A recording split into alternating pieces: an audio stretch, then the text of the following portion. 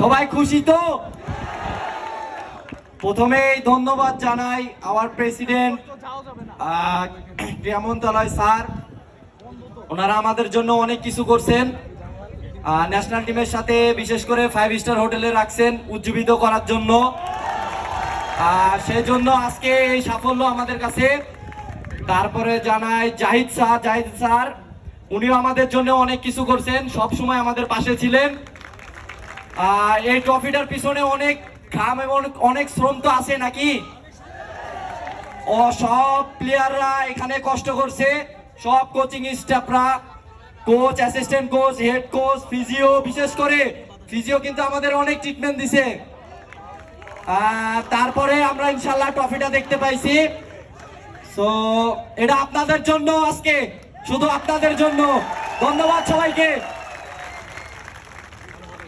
অনেক ধন্যবাদ।